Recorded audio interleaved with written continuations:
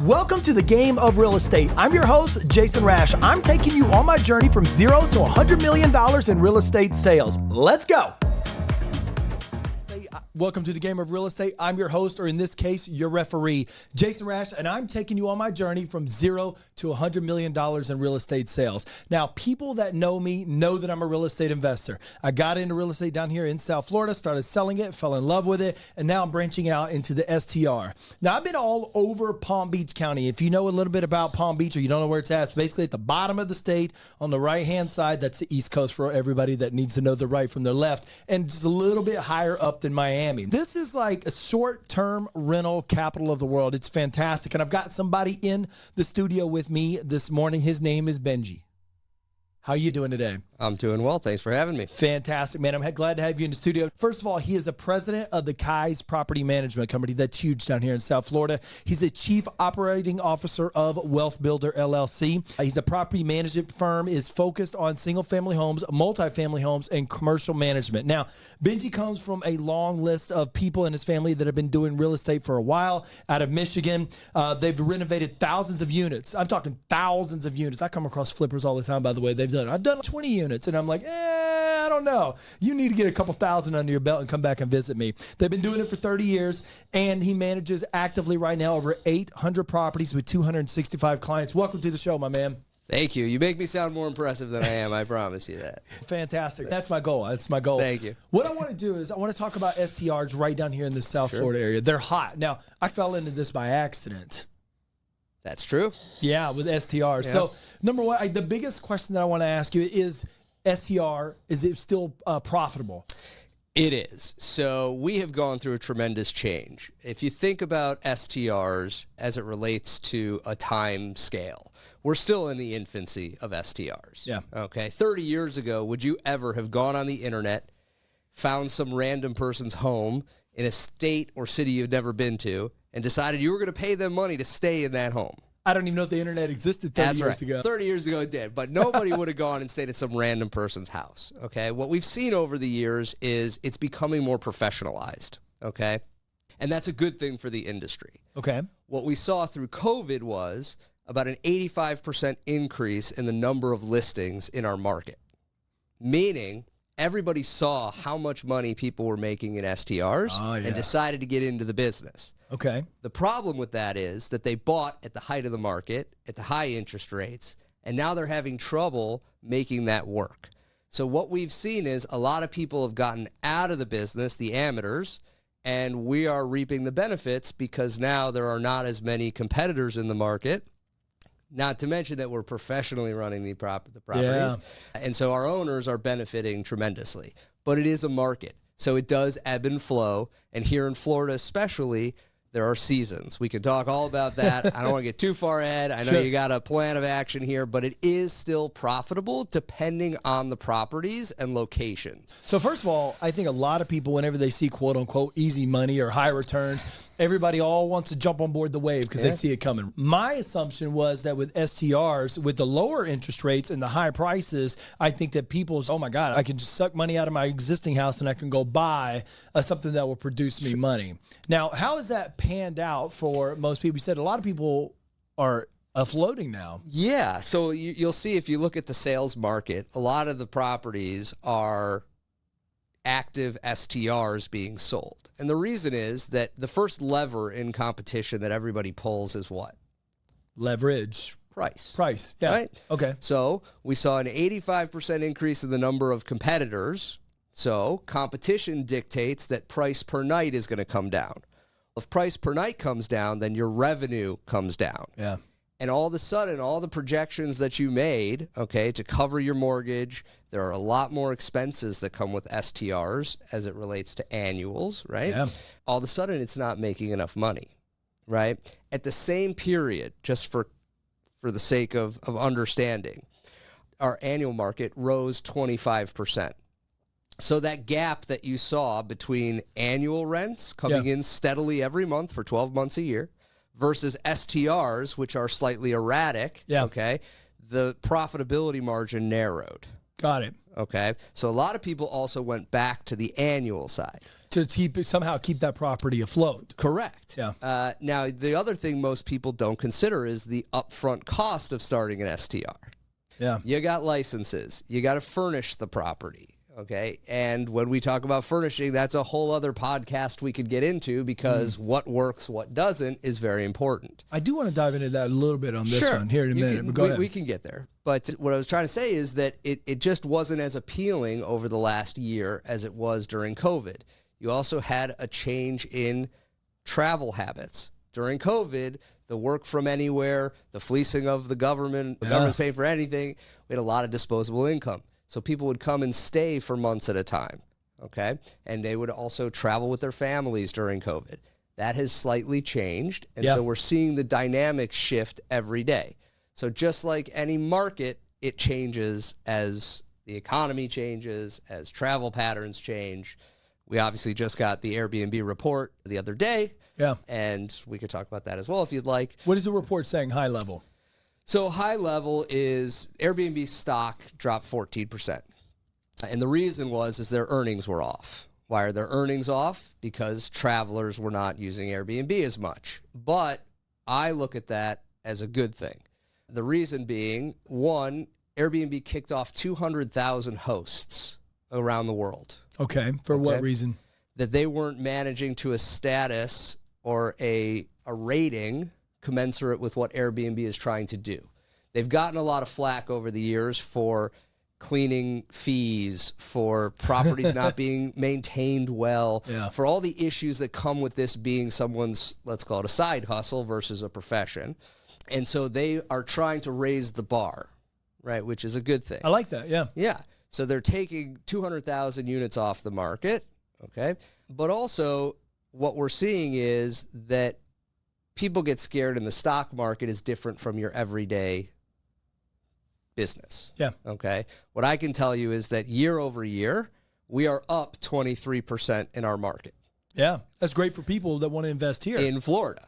Right. Now, if you're going to, and no offense to anybody who lives in Iowa or Missouri, if you're going to go invest in Iowa or Missouri, that may not be as busy with travelers. But Southeast Florida is one of the meccas of travel.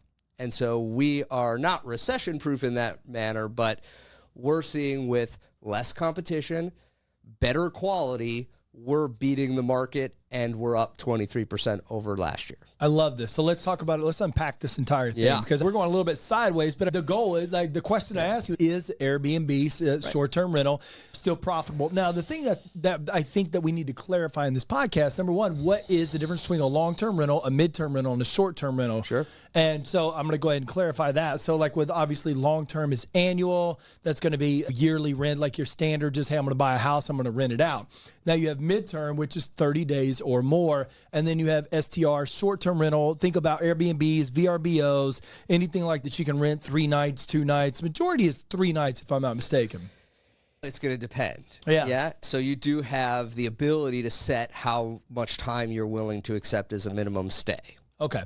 Our policy is that we don't do less than 3 days. Obviously for cleaning, turnover, things like that, to make it profitable. And to prevent parties, to prevent people from using the property, maybe not for its intention. Yeah. And so we do try to keep our product at a certain level. Yeah. And we don't want the turnover and wear and tear of a 1 or 2 night stay. So basically what's happened that you're explaining to me is that a glut pretty much of people came into the Airbnb space. Obviously, when you have a lot of supply, the revenue is going to drop unless it stands out. Number one, it just makes it where you have to become more competitive, more Instagrammable, if you will. Sure. And, you're competing against the revenue over here, so it's going to drop that. And that's pretty much what's happened in a lot of markets. And I think also one of the big indicators is what type of service you provide. So one example of how we consistently beat the market is that I have a team and I monitor the metric that they have to respond to any guest inquiry, guest issue in under 5 minutes. Wow, that's impressive. And the reason being that if somebody is doing this not as their profession but a side hustle, and they're in a meeting for an hour. Yeah. They can't respond to that inquiry. I now have the ability to engage with that potential booking and book them. But it's all about systems and processes. And I think we talk a lot about what the product you're providing is only as good as the service behind it. You're running a single-use hotel, and you live and die by your reviews. And those reviews are going to encompass cleaning, communication, what the value is of the property. And for us, it's one big orb, not just is the property something that stands out. This is literally an Airbnb masterclass. Let's be real. So my podcast is about the 0 to 100 million in sales, and I sold a short-term rental in West Palm for 1.3 million. That's part of that 100 million in sales. You're going to do a lot of business together in the future. That's why I wanted to bring you on. Yeah. But I do have people that reach out and they're like, hey, listen, I want to get into STR. I want to go in South Florida. Tell me about the Palm Beach area. It looks great. It's beautiful. And these people, they definitely reach out in the wintertime whenever they're cold up there in Chicago. They're like, okay, I'm ready. But they really want some place that they can visit for their family in the off season. Like it's okay, we're going to live here, but we also want somebody else to pay for it. Yeah. Don't we all want that? That's what most people that are reaching out to me for right now. Are you seeing that as well? Yeah, and I think the investor for us constantly changes. And we see it all. We see the people that just need to diversify their holdings. There are people who use it for the value growth of the property. Yeah. There are people that use it for the cash flow. There are people that come down for 2 months and then want to rent it out to try to pay for the rest of the year. So we see it all. For us, that doesn't bother us. We just want to make sure that it's the right property. Right. I will go back 1 second. We did get to work on that deal together. Yeah. And I will say, I work with a ton of agents. You are dogged in getting deals done. And I appreciate that very much. There were a lot of things that were not even on your plate that you helped get through. And so I just want to, for everyone listening, you are excellent at what you do. If you're looking for something, call Jason. Thank you, sir. I appreciate it. Shameless plug. No, I'll take that, man. Even if you didn't have me on, I would say that to anybody. Thank you. So, thank you. Well done. So obviously, clearly you've seen a lot of properties come across your path.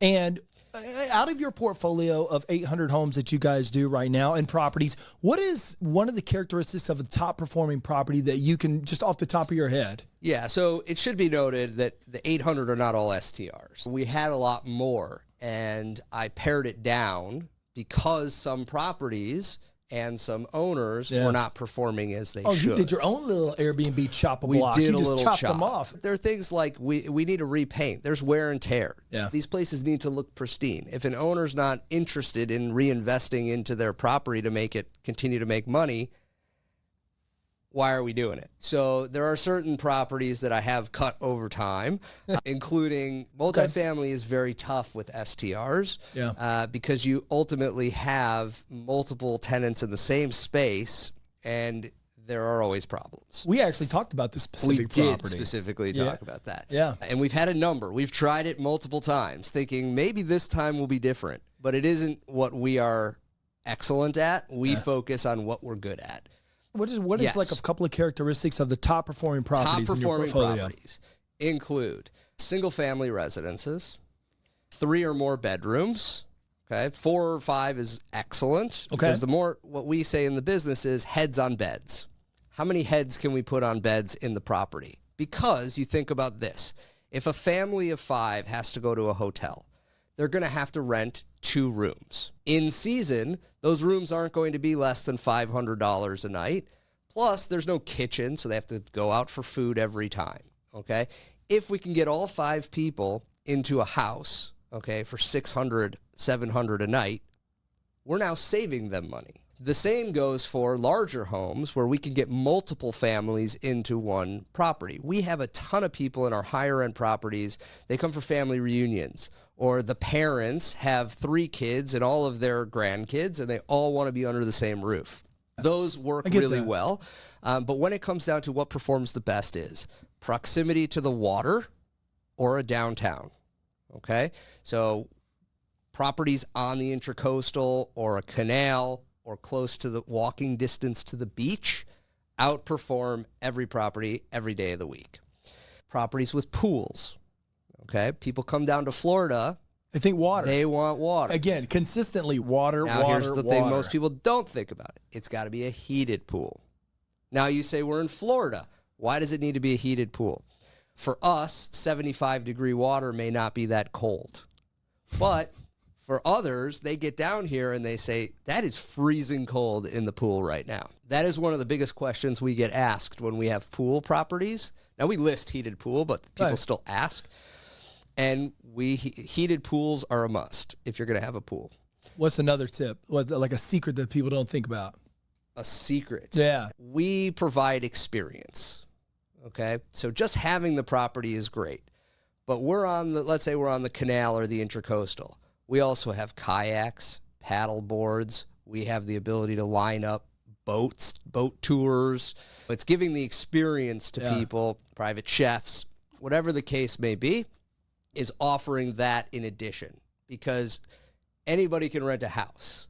But if you give somebody an experience, they're going to remember that. We have people that return to us year after year, won't go anywhere else because of those experiences that we provide. Wow. We always have games in the house for kids, for adults, coloring books, things, bikes, cornhole. Golf carts. Anything. Golf carts we don't do. Okay. We have rentals, but there's a lot of liability that comes with having a golf cart and people driving around. There could be drinking. After a great day at the beach. Yeah, that's the one thing. Let's see how high we can get this thing in the air. You're not going to find golf carts in our properties. Okay. You will find the ability to get them if you would like. So it's the experience. This goes to my next question. What are the biggest profit generators of STRs in your business? Let's say I'm an owner and I bought this property and it's not performing like I thought it would. Now I'm faced with all these other owner people that are newbies, quote unquote, amateurs that are just getting into the business. Do people bring these properties to you? Say, Benji, I got a property, bought it at the height of the market. I don't know how to get it anymore to where it needs to go. And what do you look for in those properties? Let's say there's somebody around here and they've got one and they want to bring it to you. Man, maybe you can increase. Does that happen often? Or? Yeah, we certainly take over properties. And there's a lot of different factors that allow us to better the market. We talked about the communication. Yeah. But like anything in today's day and age, it's an algorithm. Airbnb, Vrbo, our system helps us to beat the market. How does the algorithm work? Is this part of it, part of response time? If I time? knew that, I'd be writing my own algorithm. But or your own book. Right. But what I will say is there's a lot of factors. Airbnb always changes how the algorithm works. Okay. But what we do is we have a team that is constantly changing pictures, changing the descriptions. We're trying to work with the algorithm. Yeah. What we found is that a lot of people will set the algorithm for their pricing. Okay. So what does that mean? There's an option on Airbnb where you can let the algorithm run your pricing to try to maximize the stays. The problem is if enough people are using the same algorithm, at some point, you're not actually going to be bettering all of those people using the algorithm. So I have a data scientist that will go in every week, and we are monitoring what the algorithm is doing, and we may go drop it $20 a night to try to get those people that are looking for the cost benefit. There's also cleaning fees. A lot of people out there try to make extra money off the cleaning fees. So they'll charge $400 for the cleaning fees and pay their cleaning people $150. See, I feel like that's just that upsets me every time when I see that. Because I'm like, there is no way this costs $400. Bookings. Yeah, like I'll never come back. Whenever I see that, I will never come back. That's right. It is pass-through cost for us. We want the highest level of cleaning because that is huge. But we don't want the guest to be burdened by that. We just took over a property that was not performing well. Okay. And when I went to the owner and I did the analysis, I was looking at it. And we have other properties of the same size, 6-bedroom. It's like $350 to clean the property, which is a great price. How big a square footage is this house? It's a big house. Okay. But we have good cleaning people we give them volume, so we have deals. Got it. Guess how much this company was charging the guests for cleaning? $850. $800. I would have looked at that and be like, nope. I said, here's reason number one, you're not getting any bookings, because the second people look at that, they're going somewhere else. And we turned it around and we're already ahead in the summer. In the off season, we are already doing better than what the other company was doing. That's great. We're going to discuss cleaning fees here in just a bit. I think that's really important because some people, they get in this locked in this situation like, well, I'm going to try to make money off this. It's like whenever you order something on eBay and you know the postage doesn't cost that much money. Right. It doesn't cost you $28.99 to send send a freaking plastic card to me for $2. You're just trying to make extra money off me. And it just, I think where we're at in our existence of the internet is that our BS reader, number one, is high. We can spot stuff. Sure. Would you agree? Yes or yes? Yes, absolutely. Yeah, absolutely. And cleaning fees come along with that. And I think that's, I think you're exactly right, man, that people try to make money in the areas that the nickel and dime, so to speak. Correct. And people don't like that. I think we're in an area, I'm in an area of my life, and I think that most people that are staying in STRs repeatedly are in an area of their life where like, hey, look, I make enough money. I'd rather pay for some quality. Tell me what the price is up front, and let's not try to... And that's hurting the industry. Yeah. That hurts us. Airbnb tried to work it so they changed their policy where you could do no cleaning fee, and it was just all wrapped into the price per night. That didn't really work that well.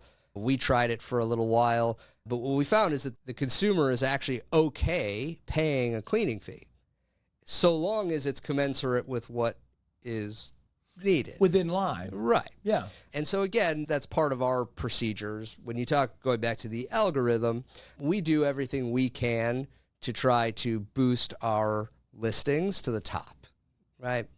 To make sure that we are the first property that people see when they go on and they search Fort Lauderdale. Right? What is the hack for that?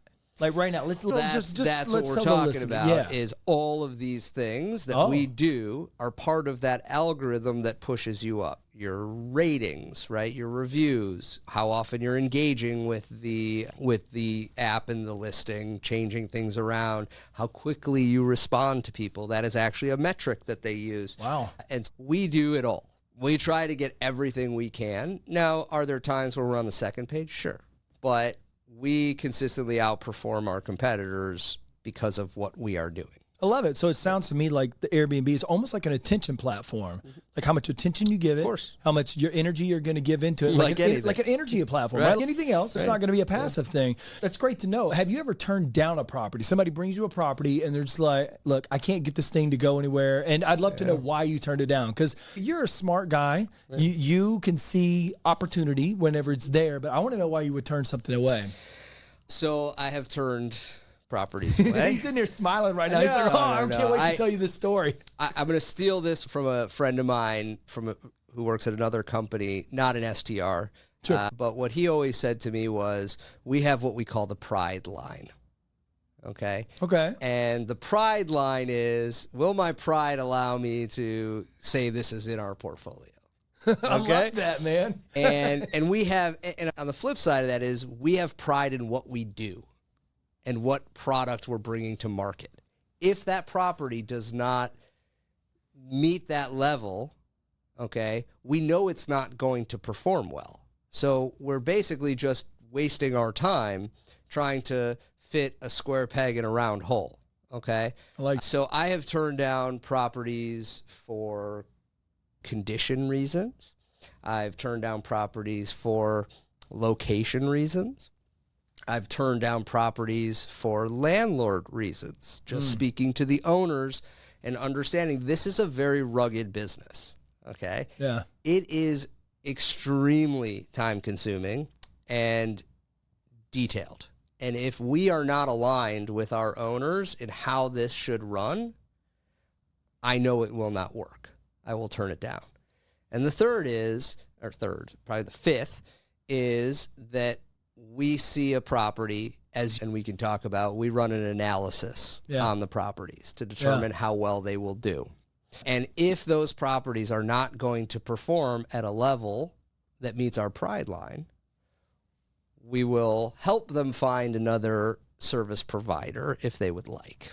I love it. I'm sitting here thinking to myself, so I'm a man of excellence. I take care of my body. I take care of my clothes. I try to look really good. I bought some properties. This is like it's eye-opening for me. I bought some properties in the beginning, and we own 17 properties ourselves, and I've got a few of them that I'd ride by. And I showed my son all of our properties when we were in Alabama, but I was just like, I was embarrassed. To be honest with you, I was embarrassed of a few of them, wasn't I? He's in the studio with me tonight. Wasn't I, Beck? Yeah, Yeah, and it was just, okay, I got to ditch these properties. So it makes sense. It actually makes sense. Like, it needs to reflect your own personal inner brand. We have a brand. Yeah. We want, when people think of Keye's Property Management, we want them to think that we are the leaders in quality for vacation rentals. I think that if you're going to buy an STR, it needs to align with your own personal brand as well. Sure. If you're liking the podcast right now, take a screenshot of this on your phone. Feel free to share it to your stories. Tag me. It's at Jason Rash on all of the channels. Go there now, and I will repost you. And thank you again for so much for listening. So the next question I have for you is, what is the biggest mistakes that you see that people make trying to manage this themselves, and some of the hidden pitfalls? Quite a few. So the first thing is not fully understanding the cost and setup, okay? And overspending on setup. Flip side, also underspending. There's a happy medium. So we get owners that come in and they want to spend a fortune on property or on furnishings. Remember that this is going to be used, and people don't treat property the same when it's not their own. Not that people are terrible to the property, but there is far more wear and tear than if Mr. and Mrs. Smith had this property and they were using it for themselves. Yeah. Okay. Yeah. So having quality that is not too expensive. And then again, on the flip side, not buying IKEA furniture. I was going to say, buying IKEA where the leg falls off the chair and you got to constantly glue it. Correct. Because I will tell you that the time you're going to spend dealing with the guests and with repairs is going to far exceed what it would have cost to just do it right the first time. For example, we have a deal with City Furniture, which is a furniture company here in South Florida. We get a discount for our clients. We've worked out a deal with one of their interior designers for a very nominal fee. They will come in and design everything. Wow, okay. And have it put in and put up, right? So you could walk into a property and it's ready to go. We, on our side, built out Amazon carts for 1 bedroom, 2 bedroom, 3 bedroom, and up, where we can build the cart, send it to the owner, have them pay for it. It ships to us, we put it away. And we're talking about plates, forks, knives, glasses, sheets, towels, all the things that we've found that are easily replaceable, are cost effective, and that guests like, okay? Because I will tell you, guests are fickle. I can't tell you how many times we've had guests, when they're looking to book, write in and say, what's the thread count of the sheets? Are there X, Y, and Z at the house? That's a big pitfall most people don't recognize. Is most people think that they're going to put their listing up and someone's going to go on and just say book every time. Okay? It doesn't work like that. It does not work like that. There's people want discounts. People have questions. People want to tell you things. And to be fair, we have questions. Okay. Yeah. So we don't allow people to instantly book unless they have 5 or more positive reviews from hosts. Oh, wow. So we review guests just as guests review us. And so if they don't, and we have properties, by the way, on the very high end that we don't allow instant booking at all. That's we smart. Want to have a conversation. What brings you to town? How many people are in your group? We want to understand who we're dealing with before we let them into this $10 million home for a week. Yeah. And so there's a lot of time-consuming pieces that go into just getting bookings. And I will tell you, it's not a 9-to-5 job. These people work 9 to 5. They get home, they got to talk to their spouses, they got to talk to their family. All of a sudden, it's 10 o'clock at night and they want to book, but they have all these questions. So for those first-timers out there, great business. I highly recommend it with the right property, but understand that it is not a set it and forget it type business. There is a lot to work when you put up a listing. First of all, Benji, I knew that I was handing these guys over to whenever I did that deal in West Palm. And this is how we did the deal. The gentleman that bought it was from out of town. I think like 1,500 miles away. And I sealed the deal literally with Benji in my back pocket. I said, hey, what if, I know you guys are buying this for an Airbnb, what if I just go ahead and I hook you up with the property management company, but we're going to have them run a report on the property. We're going to have they're going to make it easy. They're going to be able to get the licenses for you. They're going to take everything and make it 100% passive. Obviously, it comes at a cost because everybody's got to get paid in this endeavor. He's not going to do all this amazing work for free. He'd love to, but he's got a family to feed as well. But at the same time, this is what's great for my clients is whenever they're buying an STR, I hand it over to you. Most of these people are going to be brand new. They're either going to be brand new to the area, they're going to be brand new to the Airbnb game. They're not going to know exactly how to do it. But the fact that you have Amazon carts built out, this is as seamless and passive, if you will, as it can get. We try. Yeah. Yeah. You guys do a great job. A fantastic job. I've never heard of that. I just know some managers come in and they just do a little bit, but yours is like white glove concierge almost. We try. You know, we want to make it easy for everybody. Yeah. I always say, you talked about people coming in new, and someone said, what do you do? I was at a networking event, and someone said, what do you do for a living? I said, I'm an educator, right? I educate the consumer. I educate my property managers. I educate our agents. I'm not boots on the ground managing property. I'm an educator. Yeah. If people want to learn about this, happy to talk through it. We like to build things. I'm a builder. Not a maintainer. Me too. Yeah. Okay. Yeah. And I like to build things out and watch them run as I build them. This has been a fun endeavor, and we want to educate. So if there's questions out there, we're happy to answer. Obviously, one of the pitfalls, obviously, is city council. There's a wave. We're not going to dive into that today on this, but I just wanted to throw that out there. That's one of the things that I have experienced just being in Airbnb groups is buying a property. I've experienced it in Colorado. I have an incredible property up there, 4,000 square foot. It overlooks a mountain, 5 bedrooms, more beds for the head or heads for the bed or whatever we're going to call it. Heads on beds. Yeah, and then heads on beds. That's it. And then four full baths. This thing is full renovation. It's ready to go. It would make $20K minimum. You hear me, City Council? You turned my request down to get an Airbnb license, but I hope you hear me now. I would bring so much tax revenue to the city. But they're literally like, we don't want your Airbnb here. I'm like, clearly your roads tell me otherwise. And that's the beauty of Florida. Yeah. Our local municipalities, save for a few, okay? Yeah. We won't name names here. City of Boca Raton. That's it. Where we're broadcasting from right now, they're like, no Airbnb, no. It is very Airbnb friendly. But Deerfield Beach, by the way, I want to throw that out. Deerfield Beach in West Palm right now. I'm doing business up there. If you're looking for an Airbnb, feel free to reach out. Yep. And they recognize how much tax dollars they're making. If you think about it, who would be the people that would fight this and have been fighting this is the hotel lobby. Yeah, absolutely. Just like taxis with South Uber. Beach and Florida has a huge amount of hotels. There's a reason they haven't won. Okay, and it isn't for the lack of spending on it. There's a tremendous amount of tax that comes to the local and regional government. So it's been great, and this is still a very friendly state to vacation rentals. I love this. I love it. Here's the thing. I want to talk about this next thing is setting up, finding an Airbnb and setting it up. Obviously, I think having the right agent, such as myself, to help you find an Airbnb, an actual investor who is connected to a Airbnb property manager, such as yourself here, it is great. Would you agree? Absolutely. Having your team in place is super important. We, as the property management, we stay in our lane, right? We manage properties. We're not out there selling, buying, transacting. That's why we have our teammates like Jason who go out there and search for the right property for you. But they do it in conjunction with us and getting data that will help support whether that investment is going to be beneficial or not. Yeah. Am I not always reaching out to you? Hey, Benji, I need an STR analysis. Bam, for this tree here. I will say this. Yeah, we're talking about the setup requirements. You talked about license, permits, and things like that earlier. When we did the deal up in West Palm, I called you.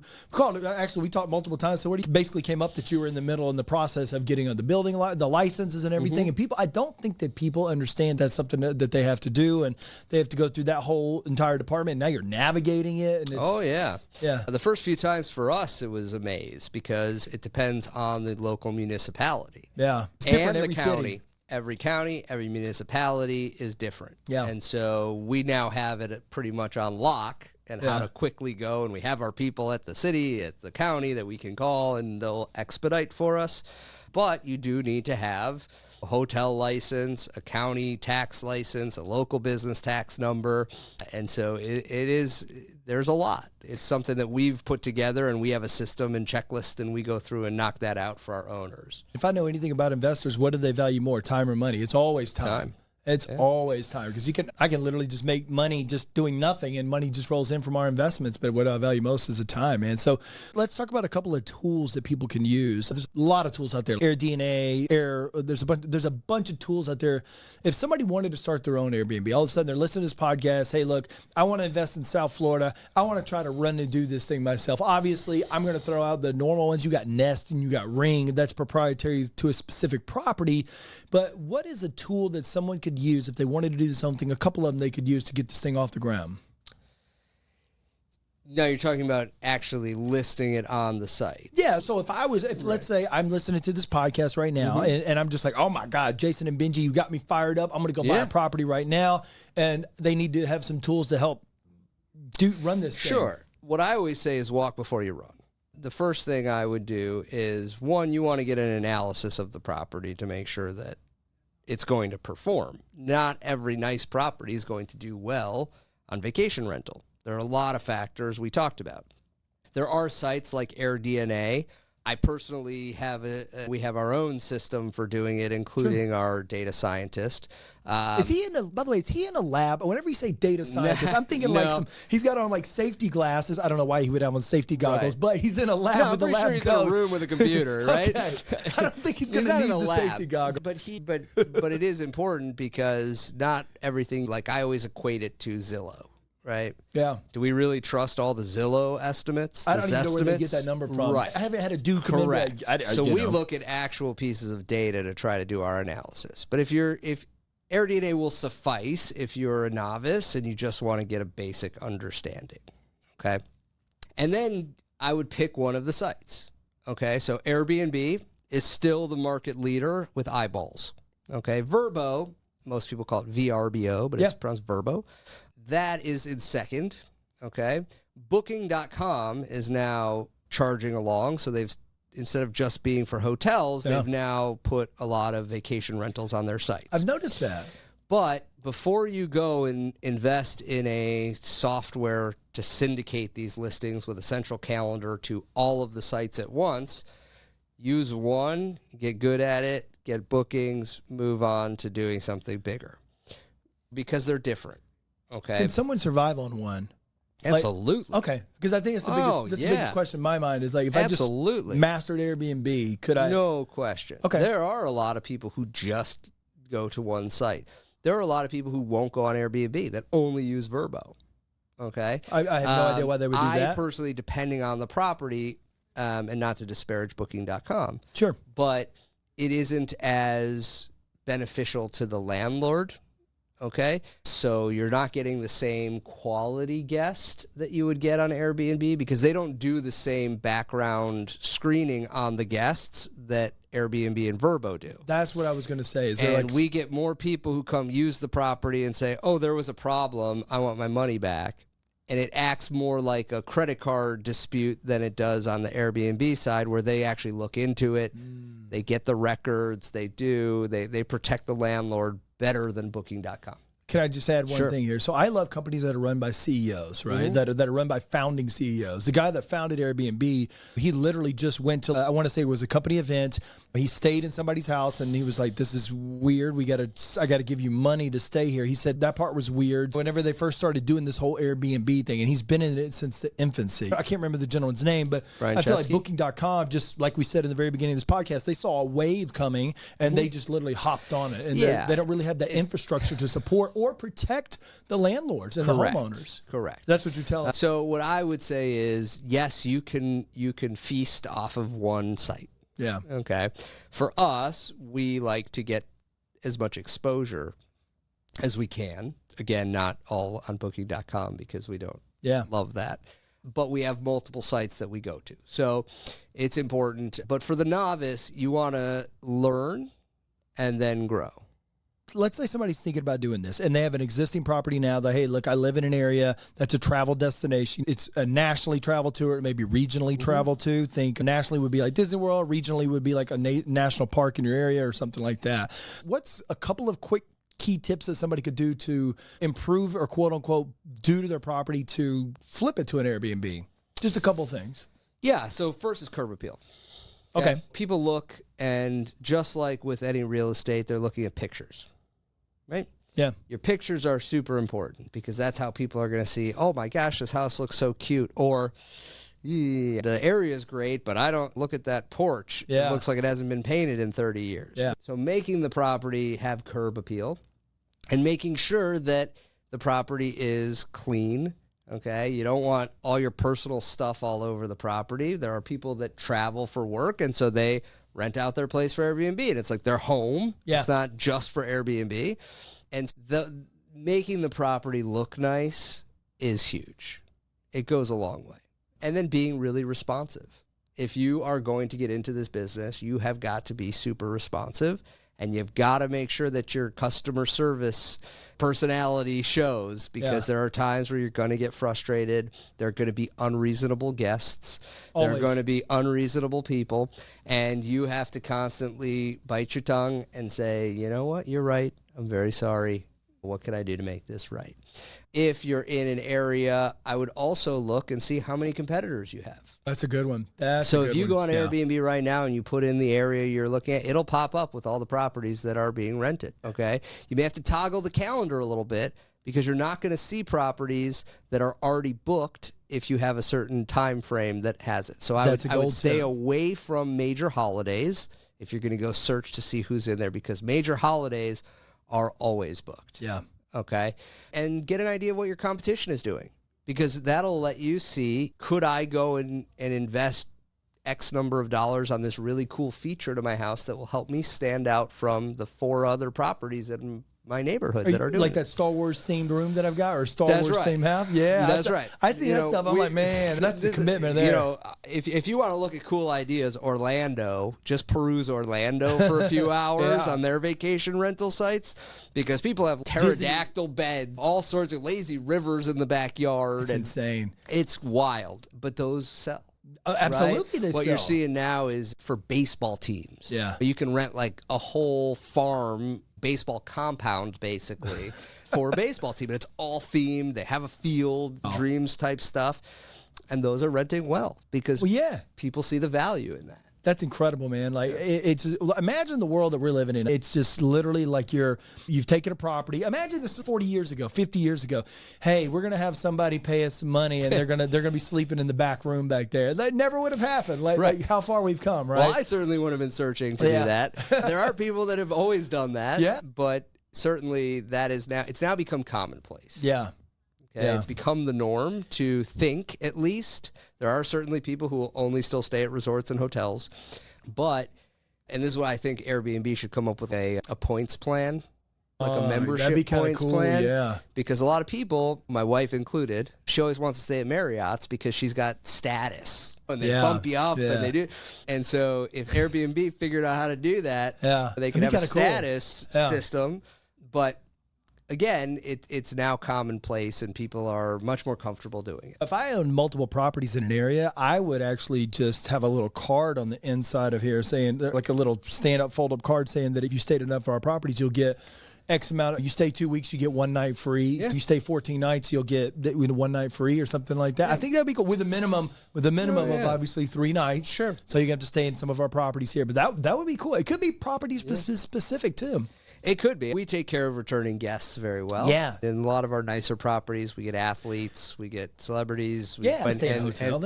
They want privacy, and we learn what they like, and so we'll have like their favorite scotch sitting there. That's good. Whatever it is, and then they keep coming back every year. 20,000 a week, no problem. So this is really, and I wanted to touch on a couple of things, because obviously, if you want to get started in Airbnb, you've got to know the right questions to ask. You've got to know the right area, like you mentioned earlier. You have to have the right property, but I think it's in. obviously you need to know your numbers, your mortgage, utilities, your cleaning fees, and your maintenance costs, right? You got to know that, like pool. When we talk about maintenance, we're not talking about painting. We're talking about pool maintenance, landscaping. Like these are going to be updated, need to be updated more frequently than just if you're living there. And remembering that on an annual lease, tenants are paying I don't for pay their utilities. They pay for all their own stuff. Their FPL, their water, their Comcast, or internet. Typically, we still like to control landscaping and pool as landlords, but so there are extra costs. Absolutely. No question. Absolutely. But I think the biggest thing is if you're going to jump into this is you got to be like you're in the hospitality business. You're not 100%. You're not a landlord. Like I'm a landlord. Like where I do long-term rentals. Yeah. So I'm a landlord, but if you're going to jump into this, it's going to require time and energy. This is my last question here. How easy is this to do? Because you started off, the big, huge pie in the sky was there. These stellar returns were there. The returns have come down, and it's come out online that, hey, this is a job. Yeah. Look, like any business, there's a way to make money. Okay? Yeah. Is it rocket science? No. Is it time-consuming and requires to be working it all the time? That sounds like any business I know. 100%. Right? But there is still a way to make money in the business. There are resources out there to help if it's something people can't do on their own. There are companies out there. And it's changing. It's evolving in a good way. It's becoming more professionalized. It's becoming safer, so to speak. And again, I think we're closer to the infancy than the end. Stock goes down, and all of a sudden, what are the headlines? Is Airbnb finished? Are people thinking, wait, crazy? I'm over here printing money, man. I don't know what you're talking about. But it certainly has been a very good investment for some of our owners. I love it. Hey, Benji, thank you so much for coming on this broadcast, man. This is, I wanted to bring you on. Like I said, you're going to be instrumental in me getting to $100 million in sales. A lot of those people are going to come in through STRs. And I'll only do it for $25 million. That's it. That's it right there. I love it. Well, look, if you're listening right now and you want to invest in South Florida, I can help you get started. I'm an investor. I know the area, but more importantly, I can make this a smooth, seamless process. I've got a property manager. Obviously, you just heard Benji in place, and we're going to have the comps for you. We have all the numbers, all the metrics. So to make sure, like my client right now, we're actually buying multiple properties, and I have Benji in my back pocket. He's sending me these very detailed analytic reports. Sometimes it makes my clients' eyes glaze over. It's so much data, but it is far better than anything you're going to find in the internet. By the way, his data scientist he probably does wear those safety glasses. I'll tell you what, I'll have him put on goggles for you. That's it. And we'll snap a photo how he does it. So I can help the process seamless for you. And this is a great place if you're wanting to come down from Chicago, you're wanting to come down from the most cold states, and you want a place to live like for a few months out of the year, and you want someone else to pay for it, South Florida is the way to go.